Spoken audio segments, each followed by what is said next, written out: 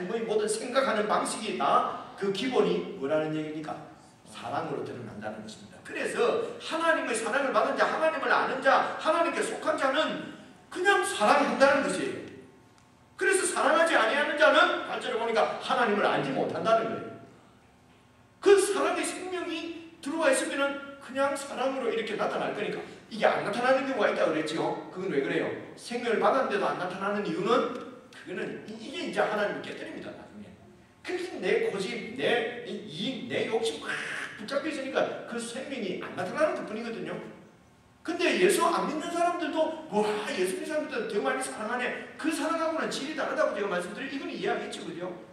예수 안 믿는 사람의 사랑은 자연적인 사랑은 그것은 다 어찌 보면 다 자기 중심적인 이기적인 사랑입니다.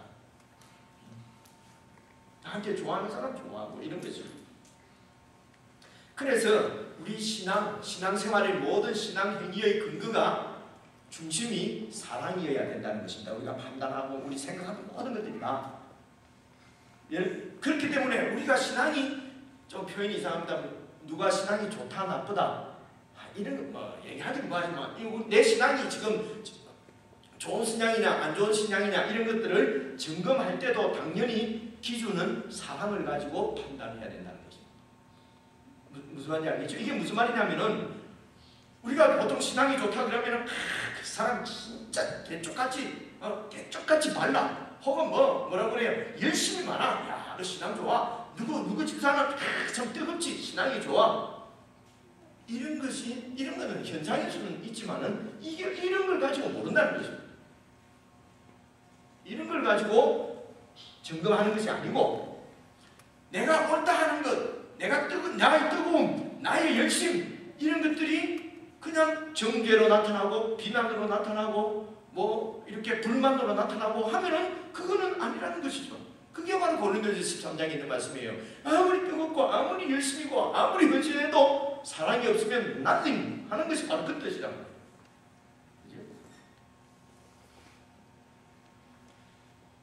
그래서 세상에서는 내 옳음을 증명하는 방법이 다른 사람의 불의를 지적하면서 내 옳음을 이렇게 증명합니다. 세상에 정당이나 뭐 이런 거 사고 보세요. 다 보세요. 상대방을 막 깔아내리지 않으면 내 옳음이 정당하게 안 되는 것입니다.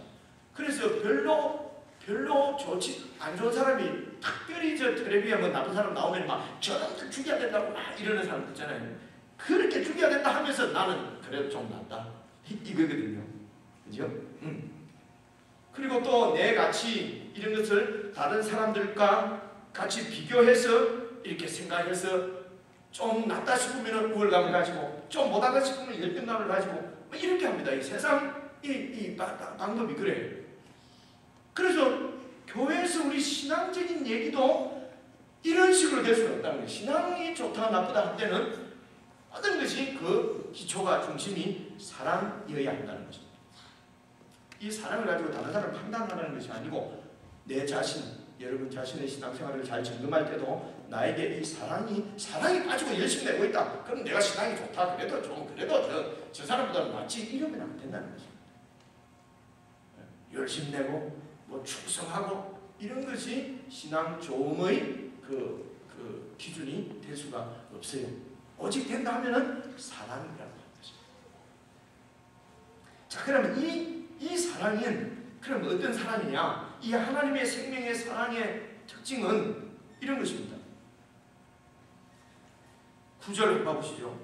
하나님의 사랑이 우리에게 이렇게 나타난 바 되었으니 하나님이 자기의 독생자를 세상에 보내심은 저로 말미암아 우리를 살리려 하십니다. 그러니까 우리를 살리려고 자기 아들을 세상에 보내신 사랑이에요. 이게 10절로 보세요. 사람은 여기 있으니 이게 사랑이라는 말입니다. 사람은 여기 있으니 우리가 하나님을 사랑한 것이 아니고 오직 하나님이 우리를 사랑하사 우리 죄를 위하여 화목 제물로 그 아들을 보냈다. 화목 제물로 보냈다는 거 보니까 하나님하고 우리 사이가 원래 어땠다는 것입니까? 화목했다는 거요? 원수되었다는 거예요? 화목 안 했다는 거죠. 아주 원수되어 있는 이 하나님과 우리의 사이를 화목시키기 위해서 그 아들 예수님을 보내서 죽였다는 것입니다. 그러니까 이 하나님의 사랑이 어떻게 나타나느냐? 우리가 받을 만한 자격이 있거나 우리에게 어떤 조건이 있어서 하나님이 우리를 사랑한 것이 아니고 로마서 5장 8절에 보니까 우리가 아직 죄인 되었을 때에 그리스도께서 우리를 위하여 죽으심으로 우리에게 대한 하나님께서 우리에게 대한 자기의 사랑을 확증했다 이렇게 말씀하잖아요. 그러니까 하나님이 우리에게 주신 사랑, 우리에게 보여주신 그분의 사랑은 이것입니다. 어떤 상황이나 상태에 관계없이 사랑하는 것. 그러니까 이 하나님의 생명인 이 사랑의 특징은 내가 원하든 원하지 않든 내 기분이 좋든지 나쁘든지 기분이 나든지 안 나든지 내게 감동이 있든지 없든지 사랑하는 생명이 바로 이 하나님의 생명이라는 거죠. 우리는 뭐예요? 아니 마음도 안 생기는데 어떻게 사랑합니까? 사랑할 기분이 안 납니다. 여러분 우리가 예수를 믿는다 할 때 예수 믿는다 이 말은 무슨 뜻입니까? 어떤 핍박이 오고 어떤 손해가 와도 내가 예수 믿는다고 하는 고백을 나는 부인할 수가 없다 이러잖아요. 마찬가지 우리가 사랑하는 것도 어떤 상황이든지 어떤 형편이든지 어떤 기분이든지 내가 형제와 이웃을 사랑하는 일을 안 할 수 없는 게 이 사랑이 그리스도인의 사랑이라는 것입니다. 충분히 설명이 되는지 모르겠습니다. 목사님 아무리 그래 머리를 깨달아도 안 되는 거 얘기합니까? 그래 안 되는 거는 지금 뒤에 다시 우리가 다시 한번 얘기해야 될 주제고 우리가 받은 생명은 이런 생명이라고 하는 것입니다. 그렇기 때문에 11절 보세요.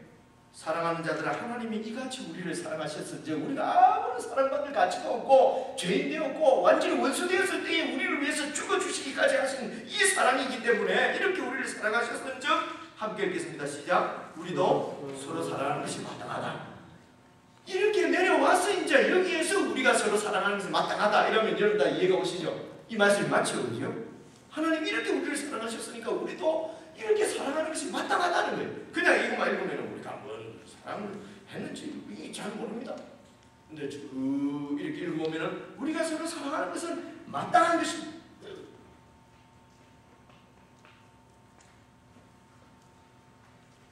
그러므로 그리스도인이라고 말하면서 이 사랑을 모르고 이 사랑을 행하지 않고 있으면 하나님을 모르는 것이다. 그렇게 표현하는 것입니다.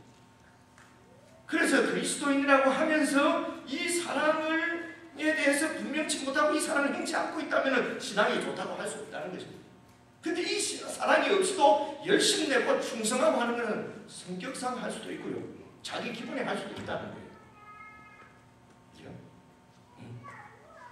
그래서 이 생명을 받고 이 생명의 근원이신 소유자이신 원천이신 하나님이 어떤 분인지 어떤 사랑을 우리에게 베풀어 주셨는지 아는 것이 더 중요하다는 것입니다. 그것이 우선이라는 것입니다. 하나님이 사랑이시기 때문에 우리를 창조하신 것도 그분의 사랑 때문이고 우리를 구원하신 것도 그분의 사랑 때문이에요. 그 사랑의 극치가 당신 아들을 그 태초부터 한 번같이 이렇게 관계를 맺고 있는 그분 아들을 이 세상에 보내신 것, 아들을 통해서 하나님이 우리를 찾아오신 것, 이것이 바로 사랑의 극치라는 거죠. 이게 하나님의 사랑입니다. 그렇기 때문에 이제 4장 1절부터 우리가 안 봤잖아요. 그래서 4장 1절을 보십시오. 그렇기 때문에 사랑하는 자들아, 보세요. 사랑하는 자들아, 영을 다 믿지 말라. 영을 다 믿지 말라. 영을 분별해야 된다는 거예요. 그게 이게 맞나 술이 맞나 틀리나 이런 게 기도를 깊이 하면은 영이 귀신인지 뭔지 보인다 이런 게 아니에요. 보세요. 사랑하는 자들 영을 다 믿지 말고 오직 영들이 하나님께 속했나 안 속했나 시험해라. 왜냐? 많은 거짓 선지자가 세상에 나와 있다. 여러분 우리가 거짓 선지자라면 맨날 그 마지막 때에 나타나는 정치적인 세력을 갖고 있는 그 어떤 존재를 얘기합니다. 그런데 성경은 거짓 선지자가 이미 세상에 많이 나와 있다고 얘기합니다. 그렇기 때문에 영을 다 믿지 말고 분별해라. 어떻게 분별하느냐? 2절 하나님의 영은 이것으로 알지니 분별이 나오죠. 눈 감고 깊이 기도하고 이렇게 아는 것이 아니고 하나님의 영은 이것으로 알지니 곧 예수 그리스도께서 육체로 오신 것을 시인하는 영마다 하나님께 속한 것이고 또 3절 뭐랍니까? 예수를 시인하지 아니하는 영마다 하나님께 속한 것이 아니니 이것이 바로 곧 저 그리스도의 영이다.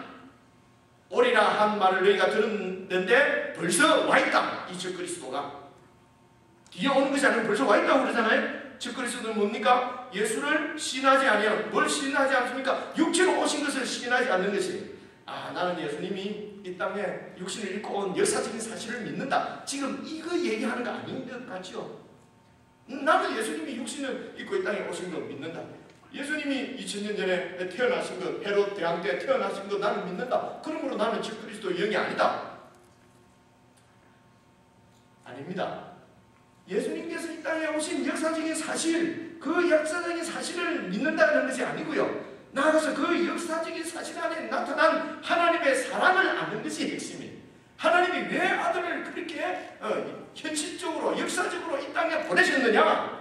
왜 하나님이 육신을 입고 이 땅에 와야 하느냐? 그 당시에는 영지주의자들이 있어가지고요. 예수님이 육신을 입고 이 땅에 오시는 하나님이라고 해서 믿지를 않았어요. 영지주의자.